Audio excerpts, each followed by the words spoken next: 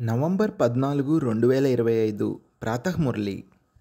మధురమైన పిల్లలు, ఉన్నతోన్నతమైన పదవిని పొందాలంటే స్మృతి యాత్రలో ఆనందముగా నిమగ్నమై ఉండండి. ఇదే ఆత్మిక ఉరికంబము. బుద్ధి తమ ఇంటికి వేలాడుతూ ఉండాలి. ప్రశ్న: ఎవరి బుద్ధిలోనైతే జ్ఞానధారణ జరగదో వారి గుర్తులేమిటి? జవాబు: వారు చిన్న చిన్న విషయాల్లో డిస్టర్బ్ అవుతూ బాధపడుతూ ఉంటారు. ఎవరి బుద్ధిలో ఎంతగా జ్ఞానధారణ జరుగుతుందో అంతగా వారికి సంతోషం ఉంటుంది. ఇప్పుడిక ప్రపంచము కిందకు దిగజారవలసిందే. ఇందులో నష్టమే జరగనున్నది. ఈ జ్ఞానము ఒకవేళ బుద్ధిలో ఉన్నట్లయితే ఎప్పుడూ డిస్టర్బ్ అవ్వరు, బాధపడరు, సదా సంతోషము ఉంటుంది. ధారణ కొరకు ముఖ్య సారము. మొదటి పాయింట్: మీరు బుద్ధి ద్వారా అంతా మర్చిపోవాలి.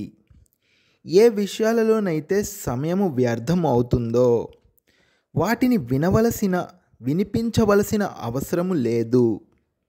రెండో పాయింట్: చదువుకునే సమయంలో బుద్ధియోగము ఒక్క తండ్రితోనే జోడించబడి ఉండాలి. బుద్ధి ఎక్కడా భ్రమించకూడదు. నిరాకార తండ్రి మమ్మల్ని చదివిస్తున్నారు అన్న ఈ నశలో ఉండాలి. వరదానము: తమ మహానతను మరియు మహిమను తెలుసుకుని సర్వాత్మలలో కల్లా శ్రేష్టమైన వారిగా విశ్వము ద్వారా పూజనీయులుగా కండి.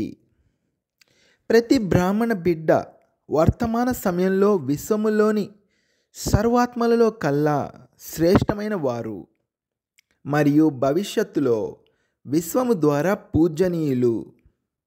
నంబరు వారుగా ఉన్నప్పటికీ చివరి నంబరులో ఉన్న మణిపూస కూడా విశ్వం ఎదురుగా మహానులే. ఈరోజు వరకు భక్తాత్మలు చివరి నంబర్ మణిపూసను కూడా కళ్ళకు అద్దుకుంటారు. ఎందుకంటే పిల్లలందరూ బాప్ దాదాకు కంటి తారలు, ప్రకాశ రత్నాలు.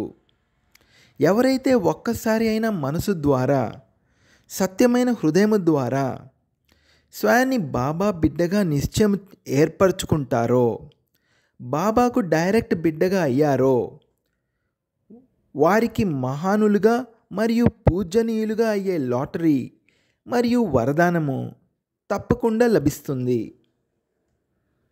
స్లోగన్: స్థితి సదా ఖజానాలతో సంపన్నముగా మరియు సంతుష్టంగా ఉన్నట్లయితే పరిస్థితులు మారిపోతాయి. స్థితి సదా ఖజానాలతో సంపన్నముగా మరియు సంతుష్టంగా ఉన్నట్లయితే పరిస్థితులు మారిపోతాయి. అవ్యక్త సూచనలు: అశరీరి మరియు విదేహీ స్థితి యొక్క అభ్యాసాన్ని పెంచండి.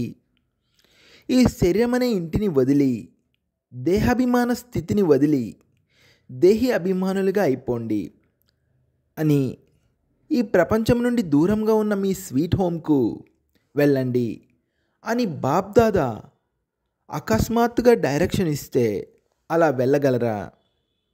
యుద్ధ స్థలంలో యుద్ధము చేస్తూ సమయాన్ని గడిపేయరు కదా. అశరీరిగా అవ్వటానికి ఒకవేళ యుద్ధంలోనే సమయము గడిచిపోతే మరి అంతిమ పరీక్షలో ఎన్ని మార్కులు వస్తాయి మరియు ఏ డివిజన్ వస్తుంది?